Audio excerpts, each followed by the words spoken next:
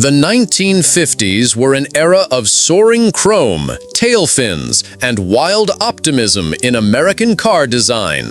Automakers were dreaming big, sometimes too big.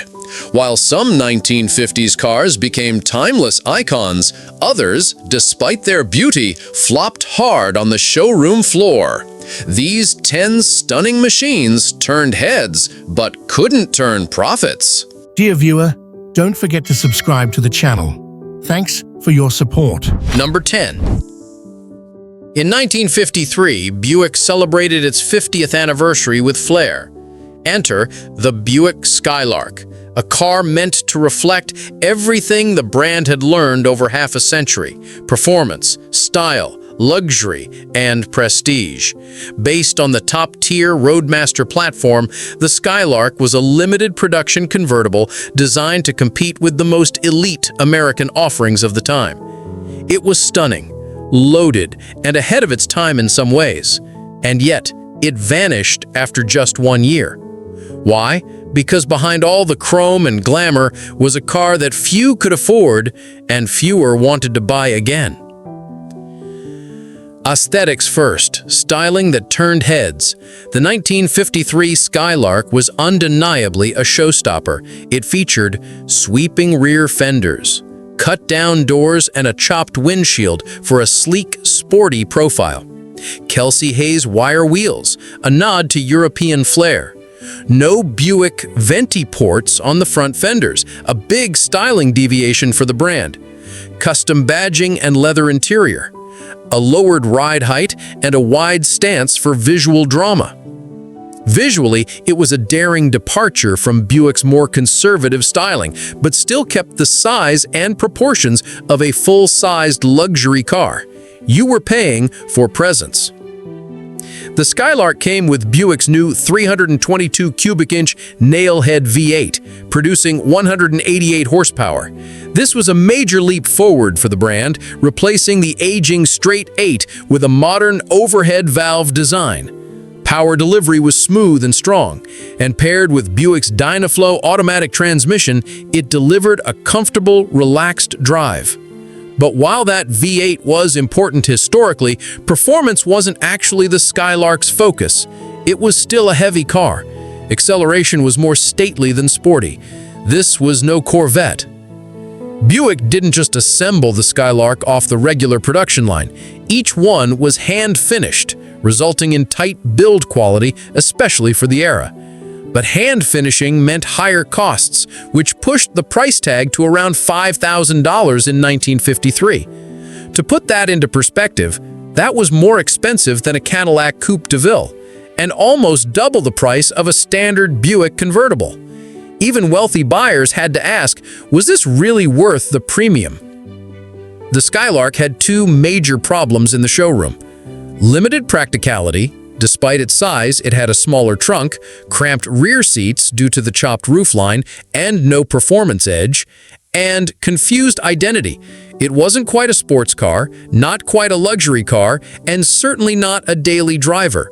The public admired it, but didn't want to buy it.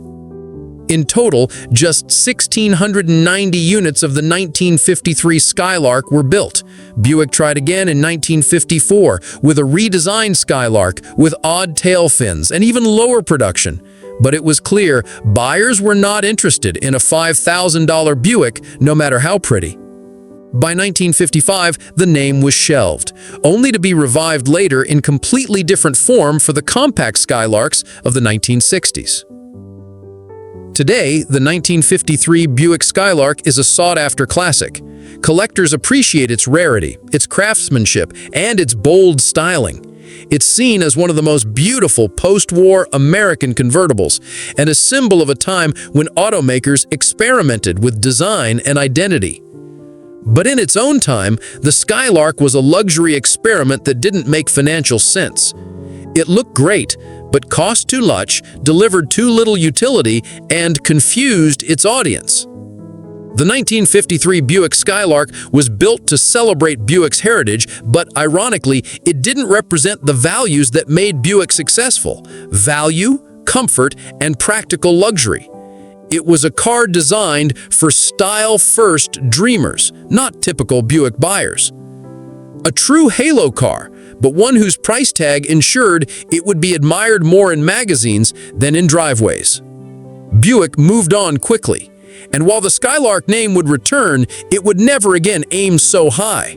Number 9. The 1951 Muntz Jet. Created by Earl "Madman" Muntz, an eccentric television and electronics salesman known for outrageous marketing stunts, this luxury personal car was built with ambition far exceeding its practical market viability.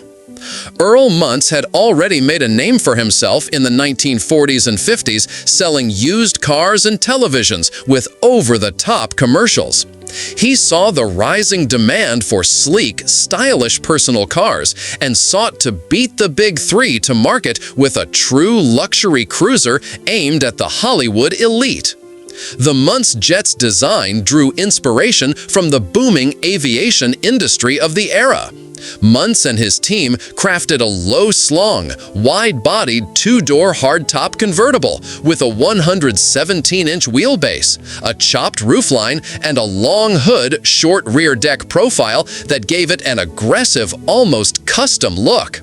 Some notable design features included aircraft-style instrument cluster with a wraparound dash, center-opening suicide doors, bucket seats and optional leather interior, fully customized colors and finishes, a removable padded top, one of the few hardtop convertibles of its time. The body design was partially derived from the short-lived Curtiss sport car, which Muntz had bought the rights to and modified for mass production. Muntz outfitted his jet with a variety of American V8s depending on availability. Early models used Cadillac's 331 cubic inch OHV V8, while later cars featured Lincoln's 337 cubic inch flathead V8, capable of producing over 150 horsepower. The drivetrain was typically mated to a Hydra-Matic automatic transmission, offering smooth, if uninspiring, cruising ability. The Muntz Jet was fast for its size, reportedly capable of reaching over 100 miles per hour, but it wasn't exactly a handler.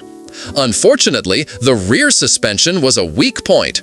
Muntz used leaf springs and a solid rear axle, a combination that couldn't match the performance or comfort level expected of such a high-priced car. What set the Muntz Jet apart wasn't its performance, but its luxury and exclusivity.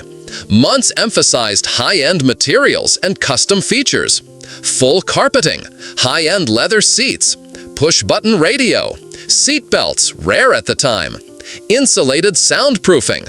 This was not just a car, it was a lifestyle statement. Muntz marketed it directly to Hollywood stars and affluent risk-takers, selling the idea of exclusivity and sophistication. Despite the Jet's style and innovation, it had one fatal flaw. It was absurdly expensive to produce. Muntz reportedly lost $1,000 on every car. Each hand-built model cost more than $6,500 to build, but sold for just under $5,500, a staggering price at the time, competing directly with Cadillac convertibles, Lincolns, and even some imported luxury cars. Without the production scale or dealer network of the Big Three, Muntz couldn't offset the losses. His attempt to build cars in both California and later Illinois didn't help matters, as setting up new manufacturing plants only increased overhead. Between 1951 and 1954, Muntz managed to produce just 198 cars. Some sources say up to 400, but 198 is the widely accepted number of complete cars. By 1954, mounting financial losses forced him to shut down production entirely. While the Muntz Jet had briefly captured attention and even found owners among celebrities, it simply wasn't sustainable as a business. Today, the Muntz Jet is a beloved automotive oddity, an early example of the American personal luxury car that would later be perfected by Ford with the Thunderbird and Buick with the Riviera. Its hand-built construction, rarity, and flamboyant origin make it a prized collectible. Only a handful of Muntz Jets survive in good condition, and they fetch high prices at auctions. Enthusiasts celebrate the car as a daring, if ultimately doomed, attempt to shake up the luxury market by a man who lived life like a stunt. The 1951 Muntz Jet wasn't just a car, it was a statement. Earl Muntz didn't just want to sell vehicles, he wanted to redefine the American dream on wheels. While his creation failed commercially, it succeeded in becoming one of the most memorable footnotes in automotive history. Number 8. The 1956 Continental Mark II, a vehicle that Ford intended to be nothing less than the American equivalent of a Rolls-Royce. And arguably, they succeeded, but not in the way they had hoped. In the early 1950s, Ford Motor Company was flush with post-war profits and ready to redefine what American prestige meant. The idea wasn't to make a luxury car to sit atop the Lincoln line. They went a step further and created a completely separate division, Continental Division. It would be the brand, and the Mark II would be its halo model. This wasn't just branding. Ford executives wanted the car to represent the absolute peak of craftsmanship, engineering, and understated elegance. Not chrome excess, not fins, not gimmicks, just timeless design and exclusivity. The Continental Mark II stood in stark contrast to its flamboyant contemporaries. Its styling was low, long, and clean, devoid of tail fins or over-the-top ornamentation. It featured a chiseled formal profile, a subtle egg crate grille, iconic rear deck spare tire hump that nodded to the original 1940s Lincoln Continental, a roofline so stately it wouldn't have looked out of place on a European touring car.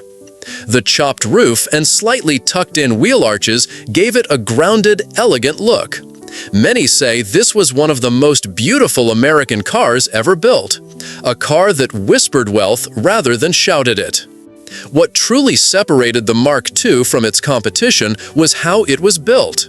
Each car was hand-assembled with obsessive quality control. The bodies were hand-fitted, painted multiple times, and then wet-sanded to perfection. The interior featured bridge of weir leather from Scotland, real chrome trim, full instrumentation, and attention to detail unheard of in mass production. Ford went to great lengths to ensure each Mark II felt like a bespoke item. Unfortunately, all this labor came at a steep cost. At $10,000 in 1956, the Mark II was twice the cost of a Cadillac. For comparison, you could buy a Rolls-Royce Silver Cloud for about the same price. The average American house cost under $12,000. Ford lost money on every single unit sold. Estimates range between $1,000 and $2,000 per car. It was the kind of loss a mass-market automaker simply couldn't sustain. The Mark II wasn't a muscle car or a drag racer, but it had substance under the hood. Powered by a Lincoln-sourced 368 cubic-inch V8, it produced 285 horsepower and was paired with a smooth turbo-drive automatic transmission. It wasn't about speed, it was about effortless cruising, soaking in the road with supreme insulation and dignity. The ride was ultra-soft, the cabin whisper-quiet, and the car felt like it was built out of granite. Celebrities and the elite loved the Mark II. Owners included Elvis Presley, Frank Sinatra, Elizabeth Taylor, even President Dwight D. Eisenhower. But public admiration didn't translate into widespread sales. Just 2,994 units were sold in total, including a few 1957 models that were leftovers. The high cost, slow production, and limited dealer support from a brand new division made the car impractical. By 1958, the Continental Division was dissolved, and the Mark II's spiritual successors were absorbed into the Lincoln brand, where the Continental name would live on, though never again at this level of exclusivity. Today, the 1956 Continental Mark II is remembered not as a commercial success, but as an icon of American ambition. It remains a symbol of mid-century style, restraint, and craftsmanship. A stark reminder that even the most beautiful ideas must eventually face economic reality. The Mark II was too good for its time, built like a limited edition dream in an era of mass production. Ford proved they could build a car to rival Europe's finest. But they also proved just how unsustainable it was in the American market. The Continental Mark II was more than a car. It was a statement that American luxury could be elegant, disciplined, and refined. It may have been a financial misstep, but as a design and engineering feat, it remains one of the most respected vehicles in American automotive history. Number 7. The 1955 Dodge La Femme, a car Dodge designed exclusively for women, or at least what male executives in 1950s Detroit thought women wanted. In the 1950s, American society was booming with optimism, prosperity, and very rigid gender roles. Women were encouraged to embrace domestic life, while Madison advertisers pitched everything from vacuum cleaners to dish soap specifically toward housewives. But women were becoming more active consumers, especially in the auto market. By the mid-1950s, it was estimated that women either influenced or directly made up to 50% of car buying decisions. Chrysler, Dodge's parent company, decided to act on that trend with a car built for her. The Dodge La Femme was launched in 1955 as a special trim package for the custom Royal Lancer hardtop coupe. Rather than modify the car mechanically, Dodge focused entirely on style and accessories, hoping to entice the mid-century woman with a vehicle tailored to her lifestyle and aesthetics. Exterior and interior styling. The La Femme came in a two-tone misty orchid and sapphire white paint scheme in 1955, and a more lavender color in 1956. Inside, the interior featured lavender rosebud tapestry fabric and pink vinyl trim. The glove compartment housed a matching purse, lipstick holder, face powder compact, cigarette case, lighter, and coin purse. Also included was a raincoat, hat, and umbrella, all color-coordinated to the car. This was, in essence, a car with its own fashion line. The idea for the La Femme wasn't entirely irrational. Chrysler reasoned, since women were increasingly influential in car purchases, why not design a car just for them? The team behind the La Femme assumed women were primarily interested in aesthetics, fashion, and accessories. But here's the problem. It assumed only those things interested women. The La Femme wasn't smaller, easier to drive, or more practical. It had no special safety features or cargo innovations. It was just a standard Dodge, dressed in pink, with a vanity set thrown in. Sales were abysmal. No one knows the exact number produced, but estimates place it at fewer than 2,500 units over 2 years, 1955 and 1956. Despite a massive advertising push in women's magazines, most women weren't interested, and many mocked or ignored the car outright. Critics at the time, and ever since, have noted that Dodge's view of women was reductive. Many female buyers wanted performance, safety, and value, just like men. The idea that they'd buy a car simply because it came with a matching umbrella was, frankly, condescending. The La Femme failed for 3 key reasons. Patronizing premise. It didn't treat women as serious consumers, just as fashion-focused decorators. No unique utility. Aside from the color and accessories, it offered no real innovations. Cultural backlash. Even in the conservative 1950s, some women bristled at being pandered to so obviously. It was a car created about women, but not with women. Though the La Femme was a flop, it's now a rare and collectible oddity, a curious piece of both automotive and gender history. In hindsight, the Dodge La Femme represents a time capsule of 1950s America, when marketers still believed women were too delicate for the world of horsepower, torque, and steel. Today, it's remembered less for its performance and more as a cultural artifact, a well-intentioned misfire that tried to tap into the female market but fell flat by misunderstanding it entirely. The 1955 Dodge La Femme was one of the earliest attempts to gender-target a car, and it missed the mark dramatically. Yet it taught the industry an important lesson, that women, just like men, want substance, not stereotypes. It may have vanished after only 2 years, but the La Femme's legacy endures as a reminder that understanding your audience is key to successful design, no matter the era. Number 6. In the golden age of early 1950s American automobiles, the Hudson Motor Car Companies stood out as a fierce competitor on the racetrack. At the center of this success was the Hudson Hornet, a car synonymous with dominance in NASCAR and a symbol of engineering prowess. Yet, one of its most stylish variants, the 1953 Hudson Hornet Hollywood, aimed to bring sleek design and performance to everyday roads. It was a two-door, pillarless hardtop version that embodied elegance and racing spirit. However, despite its good looks and performance potential, the Hollywood Coupe was a car doomed by the realities of a rapidly evolving auto market and the declining fortunes of its parent company. To understand the significance of the 1953 Hollywood model, one must first appreciate the Hornet's legendary racing pedigree. The original Hornet debuted in 1951 with Hudson's proprietary step-down design. This innovative chassis construction placed the floor pan lower than the door sills, reducing the center of gravity and giving the car remarkable handling compared to its competitors. The Hornet featured a powerful inline-six twin H-Power engine, an engine that helped secure multiple NASCAR championships throughout the early 50s. Hudson cars dominated the racetrack, especially in 1952 and 1953, earning them a reputation for being unbeatable. The 1953 Hudson Hornet Hardtop Coupe was Hudson's effort to package this racing success into a glamorous, marketable form.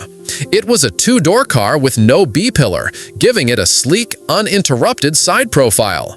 The roofline was lower and smoother than the standard sedans, contributing to a sportier and more upscale appearance. Inside, the Hollywood trim came with high-end materials, two-tone upholstery, and a plush, well-insulated cabin. Buyers could choose the famed twin H-Power dual carburetor system, which turned the Hornet into one of the fastest six-cylinder cars of its day. In many respects, it was a muscle car before the muscle car era, marrying luxury coupe design with motorsport-tested performance. Despite its strengths, the Hollywood faced major disadvantages. First and foremost was its styling. While Hudson's step-down body made it agile and low-slung, it also restricted design updates. The same basic body shell had been used since 1948, and by 1953, it was starting to look outdated compared to the flashy, futuristic styles coming out of Detroit from Ford, GM, and Chrysler. Where competitors flaunted wraparound windshields, tail fins, and vibrant new sheet metal, the Hudson Hornet looked conservative. The Hollywood version tried to inject some life into the lineup, but its aging silhouette and minimal chrome detailing didn't excite post-war buyers hungry for bold, expressive cars.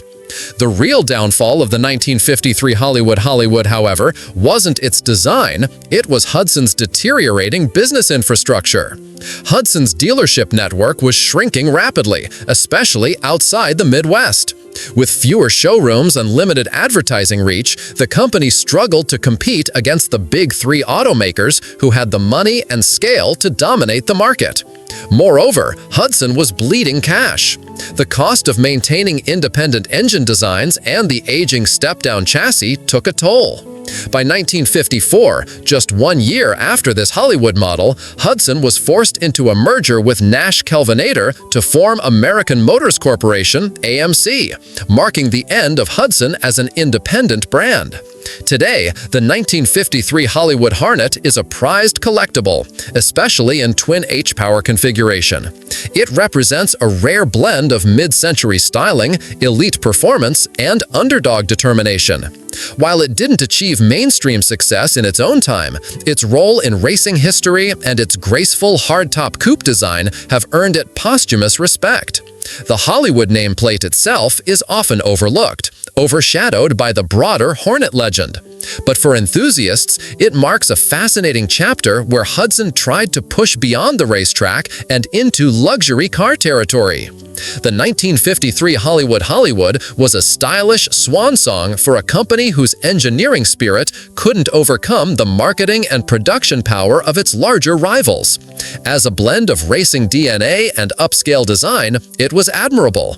But trapped in an aging body with limited distribution and no major design refreshes, it never had the chance to shine in the showroom the way it did on the speedway. It was sleek, sporty, and, sadly, nearly forgotten. Number 5. The 1954 Mercury XM800, a car that promised so much in terms of style, innovation, and brand identity, but ultimately became a ghost of potential, a haunting reminder of what happens when great design meets corporate indecision. The early 1950s were a golden age of concept cars. Every American automaker had a dream: to showcase bold new designs at motor shows, to whip up excitement, and to test public reaction to daring styling ideas. GM had its Motoramas. Chrysler had its Ghia-built fantasy cars. Ford, never wanting to be left behind, created the XM800 as part of its dream car offensive, only this time under the Mercury banner. Mercury, Ford's mid-tier brand, was often seen as the forgotten middle child between blue-collar Ford and upscale Lincoln. In 1954, Ford decided Mercury needed something bold, something that would establish its own identity. Enter the XM800. Crafted by the Ford design team under the direction of John Najjar, who also had a hand in the original Batmobile and the Mustang prototype, the XM800 was an absolute visual knockout. Every curve, every crease screamed futuristic elegance. Key design highlights: a low, wide stance with integrated fenders, no separate bulbous forms like many 50s cars. A flowing, almost European shape. This was more Aston Martin and Detroit. A taillight and rear fender treatment that previewed styling cues which wouldn't appear on production cars until years later. A clean, understated grille, unusual in an era when chrome excess was the norm. Wrap-around windshield and sleek hardtop roofline. Modern, sporty, sophisticated. This was a car that looked ready to hit the road the day it was shown. Unlike many outlandish concept cars of the 1950s, the XM800 was fully functional and even street legal, a running, driving vehicle. Under the hood, the XM800 was powered by a Mercury 312 cubic inch V8, paired with an automatic transmission. This was not a show-only car with a non-functional drivetrain. It was built on a real Mercury chassis and could theoretically have been mass-produced with only slight alterations. The fact that it was drivable and not just a clay model or fiberglass shell adds to the mystery of why it never reached production. So, why wasn't the XM800 built? The answers lie in cost. Mercury was in the midst of reorganizing its product line. A unique body for just one model was seen as too expensive. Risk aversion. Ford was conservative. Despite public praise for the design, the company opted for safer styling on its actual 1955 and 1956 models. Brand identity crisis. Mercury struggled to distinguish itself from Ford.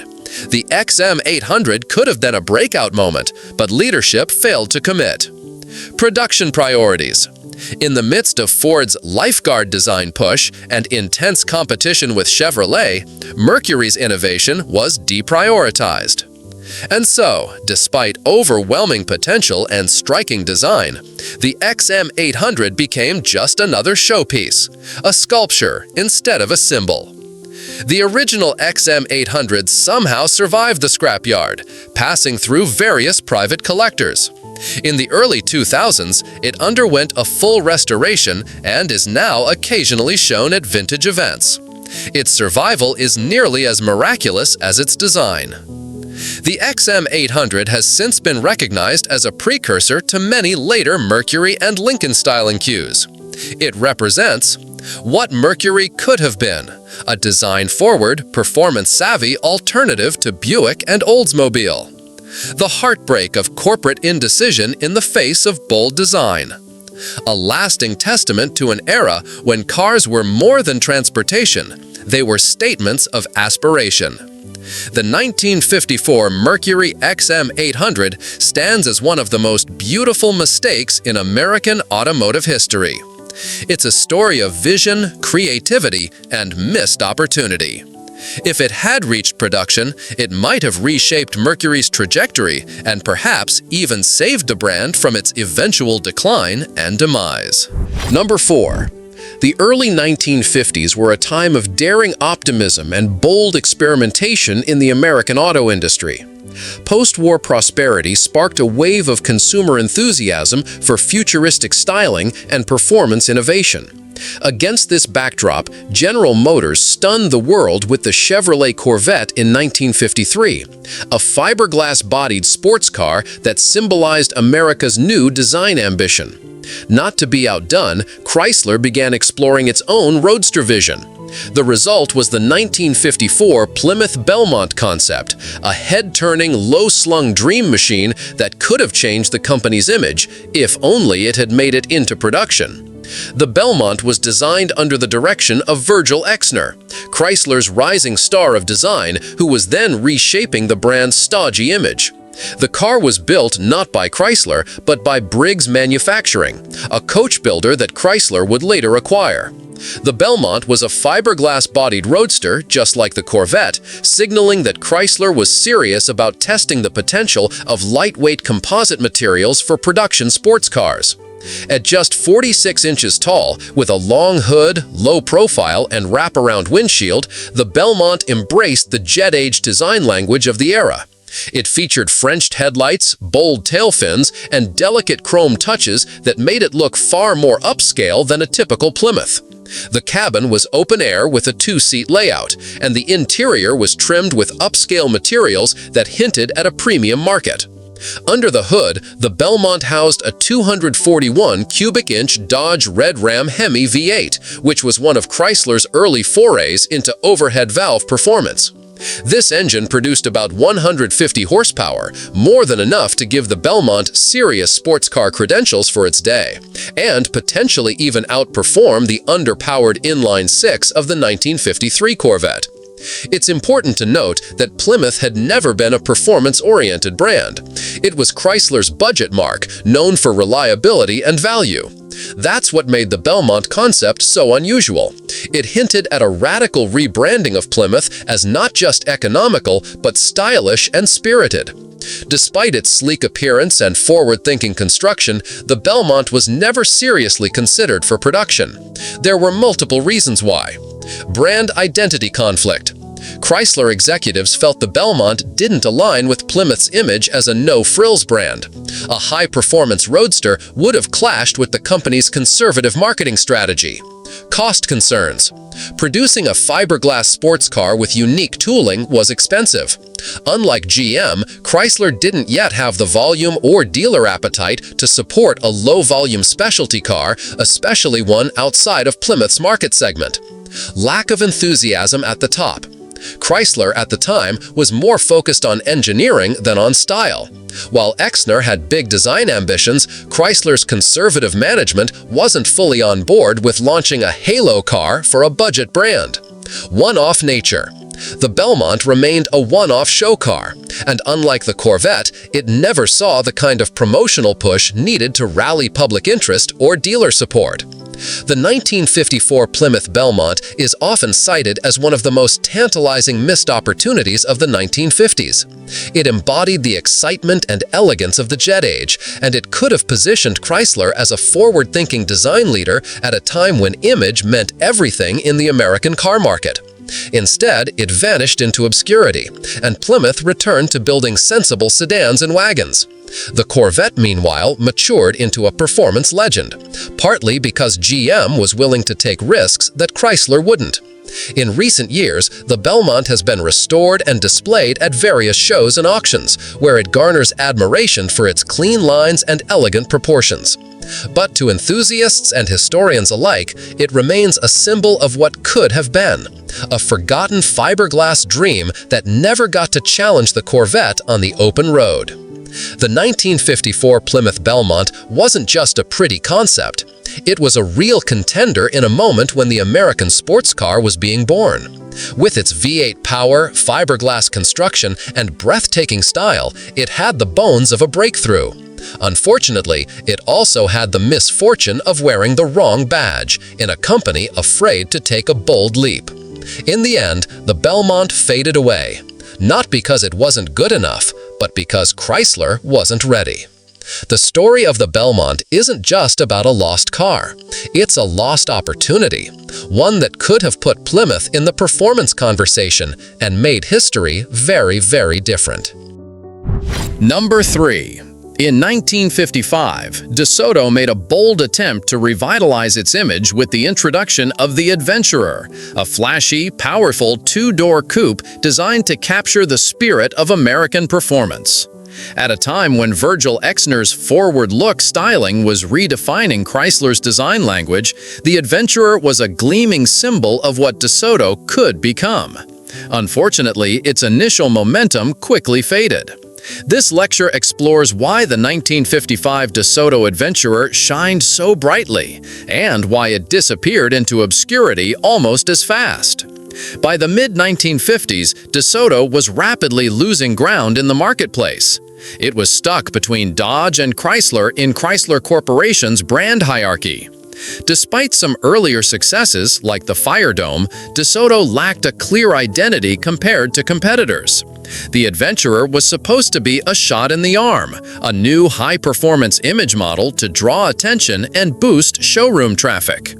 The 1955 Adventurer debuted as a limited edition two-tone performance coupe with distinct trim, color schemes, and lavish interiors. It followed the style trends of the time with chrome accents, bold tail fins, and sweeping lines. Adventurers were typically painted in striking color combinations like white and gold, signaling luxury and speed. Inside, the car featured leather seats, special badging, and a sense of exclusivity that rivaled top-tier cars. Under the hood, the Adventurer packed Chrysler's legendary Hemi V8, a 341 cubic inch engine in later years with over 320 horsepower. This gave the Adventurer real performance chops, especially compared to more sedate DeSoto models. It wasn't just a pretty face, it could move, and it was marketed as such. Here's where the issues began. The Adventurer was built in very limited numbers, essentially acting as a halo car. While it generated excitement and headlines, it didn't translate to widespread sales success. The Adventurer was expensive and occupied an awkward spot in the market, less exclusive than a Chrysler 300, but pricier than most Dodges or base DeSotos. Chrysler's brand ladder was confusing to consumers. Buyers didn't always understand what set a DeSoto Adventurer apart from a Chrysler or Dodge equivalent. Additionally, Chrysler Corporation began investing more in its Dodge and Plymouth lines, further marginalizing DeSoto. As sales across the DeSoto line began to collapse in the late 1950s, the Adventurer lost its relevance. The coupe's dazzling looks weren't enough to save a brand whose dealer network was shrinking and marketing resources were being reallocated. Today, the 1955 Adventurer is a rare collector's gem, admired for its bold styling, early muscle car attitude, and unique place in DeSoto's short-lived revival. It represents a key what-could-have-been moment in automotive history, a car that had all the right elements but was introduced at exactly the wrong time. The 1955 DeSoto Adventurer could have become a genuine American performance icon. It had the looks, the power, and the name, but it was born into a brand that was already beginning to fade. DeSoto's eventual demise in 1961 sealed the adventurer's fate, turning it into a footnote rather than a legacy. Yet for collectors and historians, the adventurer still lives up to its name, a bold, stylish venture into the world of high-performance luxury that simply came too late. Number 2. The 1957 Dodge Custom Royal Lancer D500 was a stunning machine, a bold combination of flamboyant styling, muscular V8 performance, and top-tier trim. At a time when the American car market was still awakening to the concept of performance-oriented family cars, Dodge decided to roll the dice with a full-size coupe that combined dramatic design with legitimate speed. It was a gamble that screamed ambition, but the timing and the pricing proved to be its downfall. Styling, tail fin excess, and jet age flash. The late 1950s were defined by tail fins, chrome overload, and space-age inspiration, and the 1957 Custom Royal Lancer D500 embraced all of it with open arms. With sweeping lines, prominent dual fins, a bold grille, and a two-tone paint scheme, this car turned heads everywhere it went. The Lancer name evoked speed and elegance, and Dodge positioned this model as their halo vehicle, the top of the food chain in their 1957 lineup. This wasn't just a car, it was a rolling advertisement for the jet-age optimism of post-war America. Performance, the D500 package. What set the D500 apart wasn't just the flashy exterior, it was what lived under the hood. The D500 package added Dodge's high-performance 325 cubic inch Super Red Ram Hemi V8, producing 285 horsepower with a 4-barrel carburetor and dual exhausts. A heavy-duty suspension, improved brakes, and reinforced drivetrain components completed the performance makeover. This was more than a pretty face. The Custom Royal Lancer D500 was genuinely quick for its time. It could outrun many of its competitors and hinted at the muscle car philosophy that would take over a decade later to truly flourish. Luxury and interior. Space meets style. Inside, the D500 offered premium trim, padded dashboards, plush fabrics, and all the gadgets and gimmicks of the day. Push-button transmission selectors, optional power seats, and even a record player if you wanted one. Dodge hoped this upscale presentation would lure customers away from Chrysler, or even Buick and Oldsmobile. Unfortunately, that didn't happen. Why it failed? Too early, too expensive. Despite the promise, the 1957 Dodge Custom Royal Lancer D500 failed to take off. The reasons were complex. Price tag. It was priced higher than most Dodge buyers were comfortable with, creeping into territory usually occupied by Chrysler or DeSoto buyers. Market timing. In 1957, the average buyer wasn't thinking performance yet. They wanted comfort, reliability, and flash. The D500 delivered the latter two, but its performance credentials didn't connect with mainstream consumers. Brand image. Dodge wasn't known as a performance mark in the 50s. Customers didn't go to Dodge dealers looking for hot rods, not yet anyway. Quality issues. Chrysler products from 1957 were infamous for rushed production, rust problems, and spotty build quality. This hurt long-term confidence in the car. Legacy. A forgotten forerunner to the muscle car era. Today, the 1957 Dodge Custom Royal Lancer D500 is a fascinating what-if in American automotive history. It had all the ingredients of a muscle car, big V8 power, bold looks, and premium features, but it arrived too early, marketed to a crowd not yet ready to embrace performance in full form. It was a noble effort, one that predicted the rise of performance packages, luxury coupes, and muscle-bound Dodges like the Charger and Super Bee that would arrive more than a decade later. But in its own time, it was an outlier, flashy, fast, and frustratingly overlooked. The 1957 Dodge Custom Royal Lancer D500 was a rare instance of Dodge thinking ahead of the curve. While it ultimately failed to establish itself in the market, its DNA helped shape Dodge's future performance identity. It was a dream machine in the wrong era. Too early for muscle car stardom, but too good to be forgotten. Number 1. The 1951 Fraser Manhattan convertible was a bold effort by Kaiser Fraser to plant a flag in the luxury car segment just as the company's future was beginning to collapse. It was elegant, striking, and packed with upscale details, but in the unforgiving post-war auto market, even good design couldn't rescue a faltering brand. This car now stands as a symbol of both ambition and desperation. A bold design from a fading name. The Fraser Manhattan convertible looked every bit the premium American car of the early 50s. Its design was marked by a graceful, flowing body and a curved wraparound windshield, one of the first seen on an American production vehicle. The use of chrome was liberal but tasteful, outlining the grille, headlights, and fenders. Unlike some of its bloated contemporaries, the Fraser had a clean, streamlined appearance, looking modern without being flashy. Inside, it was loaded with quality touches. The dashboard was elegant, with aircraft-inspired gauges and chrome trim. Upholstery options included fine fabrics and leather combinations. The Manhattan name signaled top-of-the-line luxury, and the convertible format only reinforced that image. This wasn't just another cheap drop-top. It was intended to rival cars from Cadillac, Buick, and Lincoln. Under the hood, the Fraser Manhattan convertible wasn't a powerhouse, but it delivered respectable performance. Powered by a Continental-sourced 226 cubic-inch flathead six-cylinder engine, it produced about 115 horsepower.